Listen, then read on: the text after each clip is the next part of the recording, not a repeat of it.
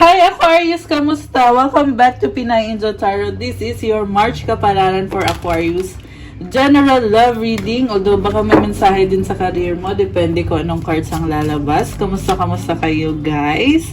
Since general reading pwedeng mag-resonate o hindi, kaya pag hindi nag-resonate, baka para sa iba yung mensahe. Pero pag nag-resonate naman, i-comment nyo para alam ko.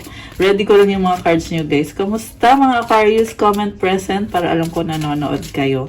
Tingnan natin ang energies connected sa'yo sa love life mo ngayon. Oh my gosh. Ayan. Medyo na-excite na ako.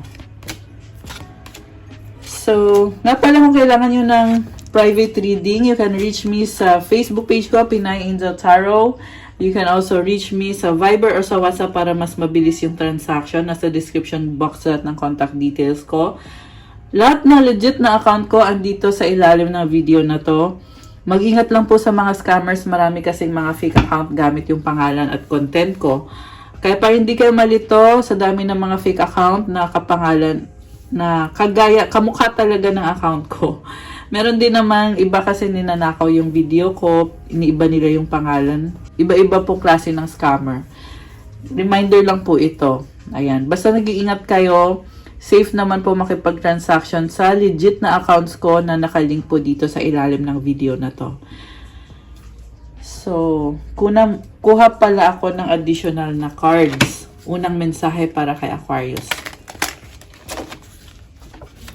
Aquarius, mensahe, energies connected kay Aquarius ngayon. Isa pa. Okay. Ito. So, the house, clock tower. The clock tower na naka-reverse, the tree. Okay. So, malaking transformation nangyayari sa bahay, domestic, or posible din to, sa totoo lang masaya, stable yung nakikita ko. Pero merong nangyayaring pagbabago at china-challenge ka eh. Pero stable ka kaya hindi ka rin, kumbaga malalampasan mo rin. Hindi ka kakayanin ng pagsubok na yan. Yan ang sabi dito. Posible din naman tong pagsubok sa pamilya kasi merong bahay guys eh. Posible yung pagsubok sa relasyon nyo ng taong yan. Parang naging stagnant, ano? May nakita ko naging stagnant eh, kasi naka-reverse yung the clock tower. Na, siguro matagal na naging stagnant, kailangan ng baguhin. Yung iba sa inyo guys ay nag-worry sa kalusugan ninyo, sa mental health ninyo. Pero maganda naman, kasi sa unang card mo palang nakikita ko yung stability. Okay. Check natin from the tarot. Overall energy mo is the King of Cups. Nakakatuwa naman to. Merong person na special sa'yo, mahal na mahal mo. Kita mo ang ganda, ang daming mga isda. It symbolizes opportunity and unconditional love. Parang nakikita ko sa'yo yung emotional maturity, Aquarius. Natuto ka na over the course of time. Sorry, yung music. Patayin muna natin. Ayan. Sorry. Okay na. Okay, so yun na nga. Over the course of time, natuto ka na. At andyan ka pa rin. Nagsistay ka pa rin para sa taong yan. Sa recent past, tingnan natin ano mga nangyari. 10 of Wands, 10 of Cups, Queen of Cups. Nagka-problema kayo, pero pamilya kayo eh. Or posible na ganun kahalaga sa'yo yung taong to kasi tinuturing mo siya bilang happiness mo, wish granted mo siya, pangarap mo siya. Andito si Queen of Cups, kanina andito din si King of Cups. Alam mo, punong-puno ng pagmamahal tong connection na to. Kaya nakakatuwa, ang ganda. Yung nga lang, merong mga bagay na parang it weighs you down. Kita mo yung mga snake na yan. It means na parang na-overwhelm ka. I feel like nasa isang connection ka na nagkaroon na kayo ng stability pero niisip mo para ba talaga sa akin to? Bakit parang nabibigatan ako, nahihirapan ako? May mga gusto kang gawin para sa sarili mo na hindi mo magawa dahil committed ka na sa taong yan, or posible nagpakasal na kayo or may pamilya na kayo, or ganun na kalalim yung connection nyo, kaya pakiramdam mo hindi mo magawa tuloy yung mga gusto mong gawin dahil sa responsibilidad mo. At the same time, alam mo din naman na masaya ka. Masaya ka sa taong yan eh. Pero parang meron lang dito na gusto mong gawin para sa sarili mo. Sa current energies mo, 7 of Swords, the 9 of Swords, and the 7 of Pentacles. So, tinatago-tago mo yung mga iniisip mo. Parang pakiramdam mo dito, effort ka ng effort, pero hindi mo pa nakukuha yung gusto mo mangyari, especially sa finances mo or sa stability mo. Sa relationship mo naman, meron kayong situation na kung saan parang ikaw yung lagi nag-e-effort. And this time, parang iniisip mo na sana ako naman yung, kumbaga ikaw naman yung pagsisilbihan, ikaw naman yung tatanggap. And parang nakita ko dito, ang laki na ng ininvest mo dyan, kaya talagang pinag-aaralan mo kung worth it ba yung effort mo. Tsaka overthinking ka dito. So, siguro advice ko lang din sa'yo na kung walang nangyayari, baka naboboard ka lang, huwag mo masyadong i-overthink kasi magkikreate pa yan ng hindi magandang energy. Okay? Overthinking talaga guys, nakaka-create talaga yan. Kita mo nakahiga lang siya, diba? Pero yung isip niya, lutang. So, wag mong masyadong i-overanalyze kasi mamaya kaka-analyze mo. Ayan, hindi ko kayo tinatawanan guys ha. Actually, it's friendly advice na kasi Aquarius is an air sign eh. So, natural sa'yo talaga na mag-isip, ano bang plano ko, anong next na gagawin ko. So, kasi marami kang solusyon palagi eh, Aquarius. Pero may ibang bagay talaga na ganun lang talaga siya. So, wag mo lang masyadong problemahin para hindi mag-cause ng anxiety or ng stress. Okay? Kasi you are doing very well. You're doing great. Okay, so near future. Okay, takpan natin kasi wala siyang damit. Si High Priestess, 2 of Cups, 7 of Wands. Bakit naka-reverse? Baliktad. Okay. So, nakita ko sa'yo tahimik ka. Tanggap mo naman yung person na yan eh. Kahit sa totoo lang, parang sinasabi mo dito na sana ako naman yung masusunod. Parang nagka-clash kayo. Nagsiset ka kasi ng boundaries dito. Pero very secretive ka eh. Ayaw mo kasing maging nagger or alam mo yun, ayaw mong magbunga ka. Ayaw mo makapagsalita ng hindi maganda. And nakakalito din naman sa'yo yung sitwasyon nyo. Kaya, maliban dun sa nakakalito guys, nakita ko rin na emotional ka rin eh. Kaya, isa pa yon na dahilan ng kalituhan mo. Also, masyado kang tahimik dito. Siguro, kailangan mo lang din siguro mag-enjoy. Diba? Kalma lang ba? Yung relax, enjoy. Spend time with your family and friends. Ganun yung advice ko sa'yo so far. Ikaw, punong-puno ka ng pangarap. Yung taong ka-deal mo, iba yung pangarap niya sa pangarap mo. Magkaiba kayo. Pero tinatanggap mo yon. Tinatanggap mo at the same time, iniisip mo na sana makuha mo din naman yung kung ano yung gusto mo talaga. Yung ikaw talaga yung may gusto. So, mag-clarify tayo guys. Anong nangyayari dito kay Aquarius? So, itong cards na to ang gagamitin naman natin. Tsaka alamin din natin kung ano bang nararamdaman ng person mo. Okay. So, Aquarius. Oh my gosh, ito na naman, oh. High Priestess. Tahimik ka ngayon. Sobra kang nakafocus sa future, sa responsibilities mo. Meron pang hihinayang. Bakit kaya?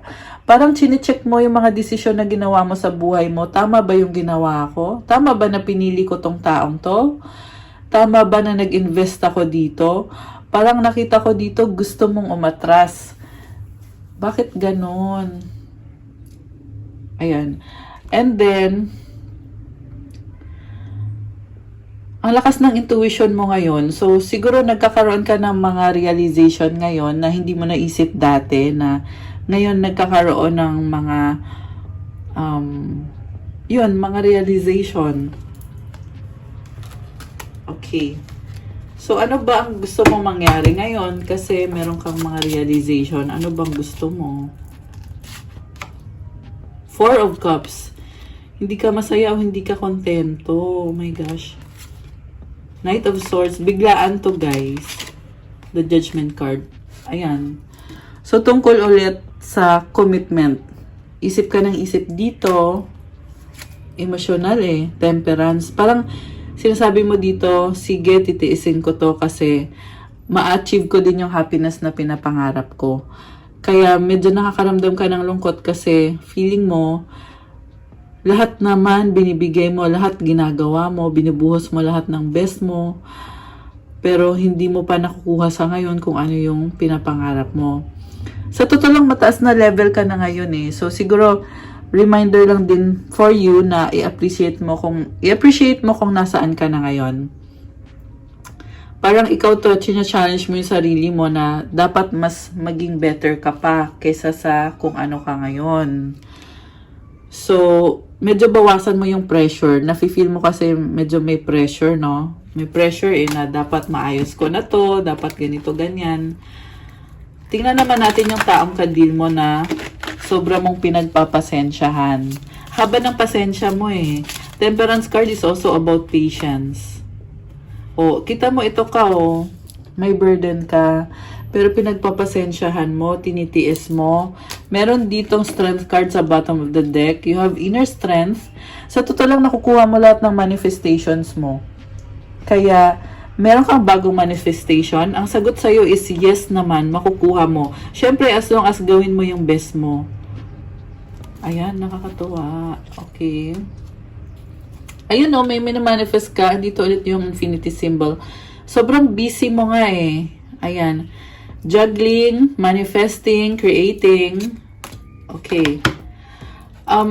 Posible guys na meron kayong hihingi kayo ng advice sa someone na siguro priest or someone na mataas. Baka boss mo yan or baka magulang mo yan. Ayan. Oo, yan. Yan yung nakita ko dito. Okay, ibalik natin. Pinag-aaralan mo eh. Pinag-aaralan mo yung sitwasyon. Okay. So, gusto kong i-clarify yung energy ng person mo. Kung ano ba. Ano bang energy ng person? Or ano ba yung feelings pala? Feelings ng person ni Aquarius. Oh my gosh. Baka may kadil kang Gemini or kung hindi man Gemini, this can be anyone na very pure. Talagang kitang-kita mo sa kanya yung totoong feelings niya, yung emosyon niya. Oh, mahal ka naman pala nito eh. Knight of Cups. Very romantic and very full of love. Busy siya. Andyan lang naman siya palagi, nakasupport naman pala sa'yo. May nakita ko dito guys na new beginning sa person mo, lalo na sa kaperahan niya. Alam mo, nakita ko dito inspiration ka niya, Aquarius. O, diba? Ang haba ng hair mo. Inspiration ka niya. Ikaw yung nagbibigay sa kanya ng lakas para magpatuloy, para ma-achieve yung mga pangarap niya. So, kita mo to, ang ganda. Ganun kanya kamahal. Nauna yung Lover's card eh. Knight of Cups, 8 of Pentacles. Sa totoo lang, may hinihintay din siya. Pero mas kalmado siya kesa ikaw. Yung nga lang yung person mo vulnerable. So, konting ano mo lang, nasasaktan siya kagad. Alam mo yon, emotional or balat sibuyas. Alam mo yon, very fragile. Ganun yung nakikita ko sa person mo. At the same time, sobra ka namang mahal nito. Okay. Page of Wands, Page of Swords. Mahihain ba yung person mo? May nakita ko dito nag-overthink. May gustong sabihin. Oh wow. Kasi sa isip ko Virgo, tapos sumilip yung Hermit. So, meron kayong kadil na Virgo. Okay? Or kung hindi man, this is Air sign, Gemini, Libra, Aquarius, Fire sign, Aries, Sagittarius, or kahit na anong sign. Pero, ang ugali ng taong to is overthinker. Iniisip niya lagi yung makakabuti sa kanya. Ang dami niya mga emosyon, no? Komplikado yung emosyon ng taong to. Palagi niyang ina-analyze yung mga emosyon niya. Oh my gosh. 3 page na yung lumabas. Yung iba sa inyo, meron kayong kadi na mas bata sa'yo. Kung hindi man mas bata sa'yo, posible itong mutable sign yung nakikita ko dito eh. So, baka Gemini, Virgo, Sagittarius, Pisces. Ayan, either dyan sa kanila. Or kung wala man dun yung sign niya, baka andyan yan sa birth chart niya, yung signs na yon. Okay. Oh my gosh. So, alam mo, very committed pala sa'yo tong taong to at minamanifest ka niya. Parang gusto ka niyang kontrolin or gusto niya na, alam mo yung nakikita ko sa kanya, gusto niya na siya yung may final say sa kung ano yung dapat mangyari. Medyo mahiyain siya pero malakas ang loob nito, matapang, at medyo matigas din yung ulo kasi ipipilit niya talaga kung ano sa tingin niya ay tama, kung ano sa tingin niya yung nakakabuti. Ganun yung ugali ng person mo. 8 of Wands, baka may pag-uusap, posible din tong travel, posible din tong blessings na hindi mo in-expect na dadating. Ayan, galing dito sa person na yan or sa paligid nyo. Okay. So, alam niyo guys, Aquarius, ang nakikita ko dito sa story na to, yung ugali niya magkaiba, pero sobra ka naman niyang mahal eh. Romantic nga siya sa'yo. Medyo mahiyain siya, pero malakas naman ang loob niya.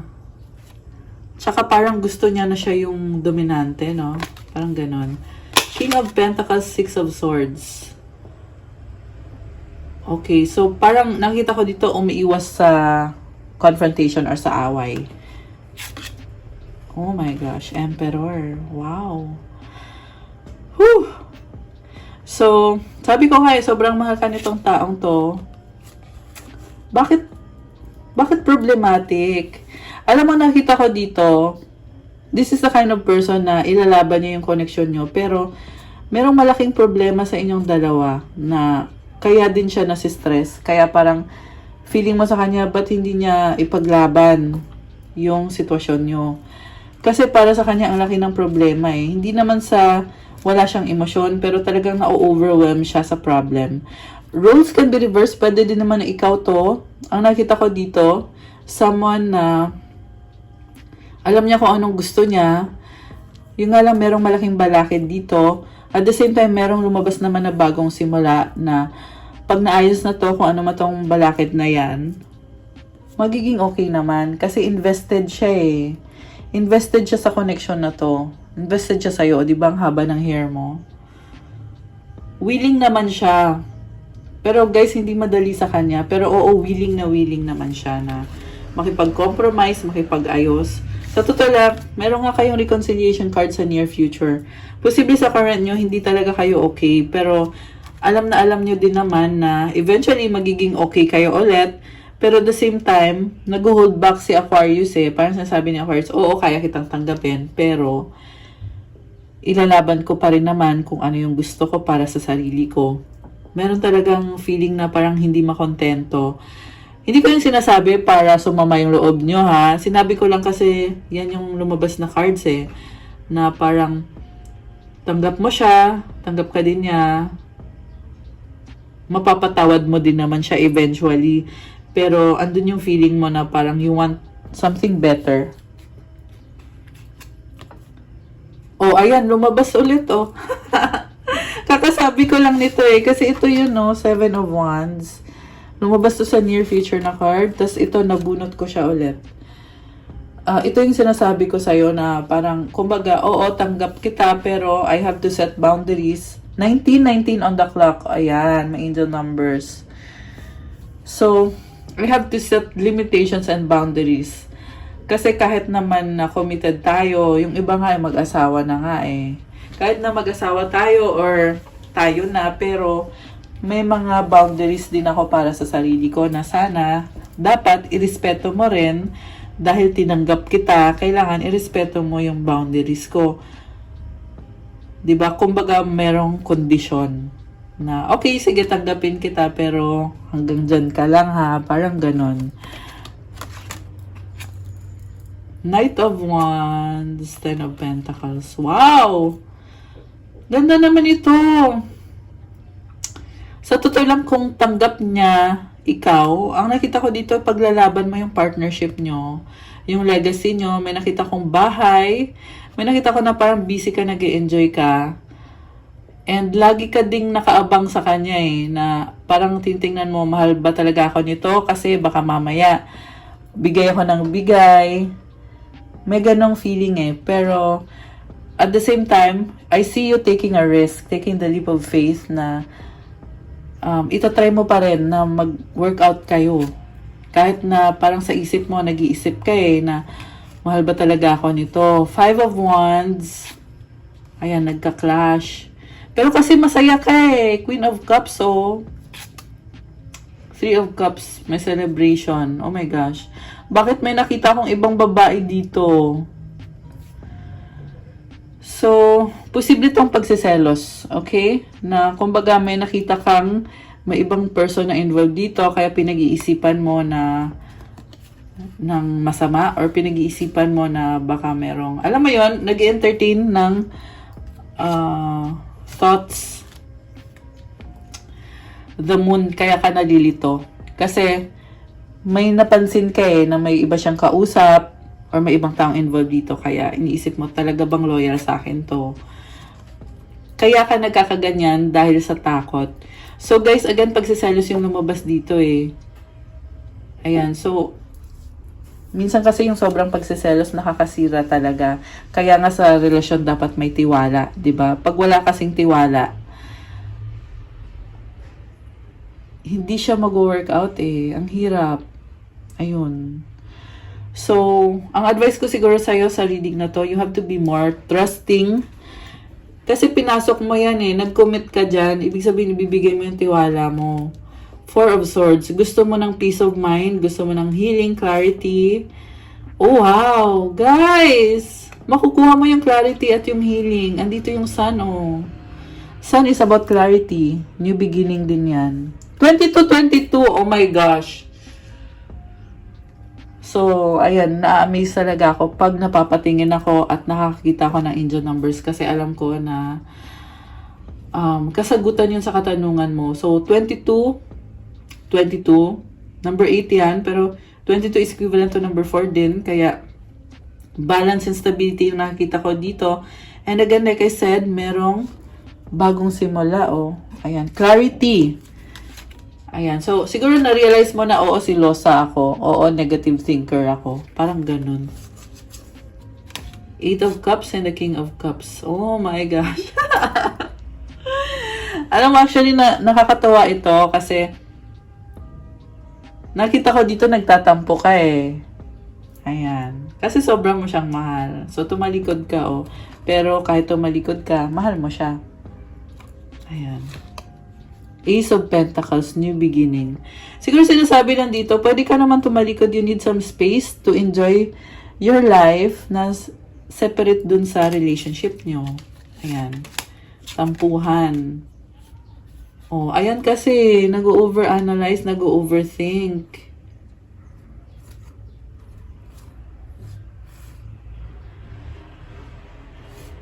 So, eventually guys, nakikita ko dito na mawawala din yung tampo.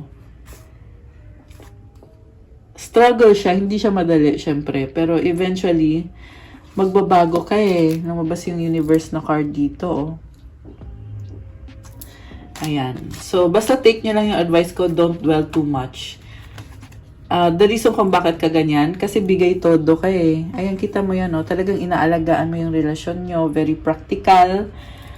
Nakita ko sa loob ng bahay to na kumbaga parang sinisigurado mo na maayos lahat, organize lahat. Ayun, ganun kasi yung nakita kong ginagawa mo, Aquarius. So, parang inisip mo na ayaw mo magmukhang tanga or ayaw mo magpakatanga, kaya gusto mo siguraduhin na talagang loyal sa'yo yan. Pero sa nakita ko is, loyal naman. Parang gusto nga niyang sabihin sa'yo na nirerespeto ka niya. Medyo natataranta din kasi siya sa'yo. Tsaka, yung person mo medyo mahiyain yan. Overthinker din. Ang dami niyang emosyon. So, tingnan natin kung may mensahe bang gustong sabihin sa'yo si person mo.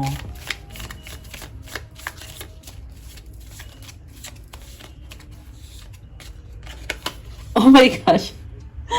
I love you. Yan ang gusto niyang sabihin sa'yo. Diba? Sabi sa'yo eh. Kuha tayo ng dalawa pa.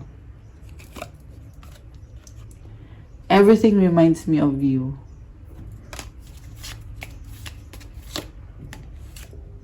I will do everything I can. Ayun naman pala eh. Tatry naman pala niya. Give me another chance. Baka dati may nagawa yan. No? Kaya parang ang hirap mag-trust. Bakit may I hate you? Kasi nga nag-overthink siya eh. Ayaw mo maniwala sa kanya. People don't believe in me. Kaya nagiging destructive yung behavior ng person na to, no? Pag hindi siya binibigyan ng trust. I have so much things running in my head. O, diba? Sabi sa'yo, ang dami niyang iniisip. Okay, last one. You're a God-given gift. Ayun naman pala eh. Anong advice para kay Aquarius? Kuha tayo ng card from the Arboretum Oracle. Anong mensahe sa mga Aquarius viewers? Wow! Arboretum. So, ito mismo yung title ng libro. Ayan, the Arboretum. So, tingnan natin kung anong kahulugan. Okay, una sa lahat, nakita ko dito. Oh, ikaw to, oh. Kita mo may lampara. Nakafocus ka sa sarili mo.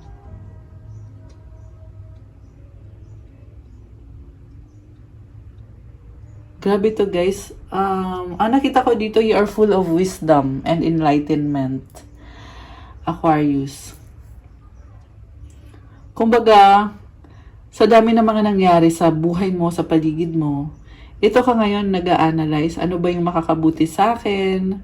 Ano bang magpapasaya sa akin? Ang lalim ng emosyon mo, grabe. And sa totoo lang nakita ko, maganda naman yung buhay mo. Ayan, this is a very positive card.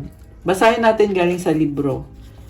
Okay, nakuha mo yung Arboretum mismo. Very nice.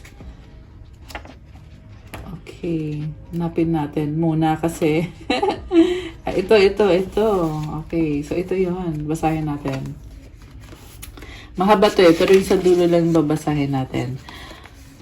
Stand strong and tall and know that you are Arboretum. Wow! Tapos hanapin natin yung kahulugan ng Arboretum. Saan ba yung kahulugan nito? Exciting kasi tong book na to, guys. Kaya ito yung gamit ko this time.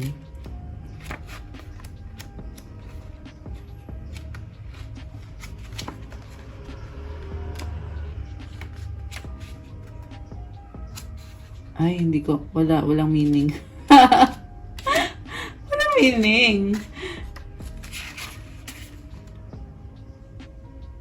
Okay, walang definition yung Arboretum. Pero, tingnan natin dito ha. Oh, okay, ito. The Arboretum always reaches out to find us. Sometimes it is in the smallest, most unexpected moments and unexplained feelings pulling our minds from the everyday. And sometimes through our dreams, when we wake, knowing one of its many leaves has somehow brushed against us in the night to fill us with fresh hope. The Arboretum is nature's own magic. It seeks you out as reliable and mysterious as the governance of the four seasons that bring blossom, buds, leaves, and bounty throughout the seasons of our lives too. Alam mo guys, this is abundance. Abundance in blessings, 29-29 on the clock. Ayan, in the numbers ulit. So, abundance in blessings and also in wisdom. Ayan, ang daming blessings para sa'yo, Aquarius. Kaya sabi sa'yo, stand strong and tall and know that you are Arboretum. Ibig sabihin, be confident kung anong meron ka.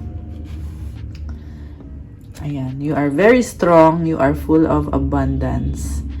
and beauty, full of magic. Ayan. Okay guys, so salamat for your Aquarius for your March Kapalaran. Thank you so much for watching. I-like nyo na itong video na to. Pasensya na kayo sa ingay guys. Kasi may mga dumadaan talaga. Nasa Makati kasi ako. And, ayun. So, like po, comment nyo kung nagustuhan nyo ba yung reading or kung nag-resonate ba sa inyo. Kung hindi nag-resonate, okay lang yun. I-comment nyo pa rin para alam ko. Thank you sa mga nag-subscribe na. Thank you so much mga Aquarius. Nasa 125k subscribers na tayo ngayon.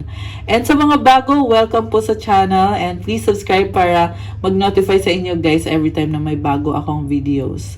Thank you and I'll see you again soon. O nga pala yung mga nag-inquire about private reading.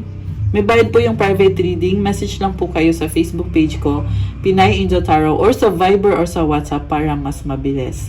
Nasa description box po yung contact details ko. Ayan. So, thank you again, guys. Have a good day. God bless. Stay safe and I'll see you again soon. Bye! Nalaglag pa yung isang card.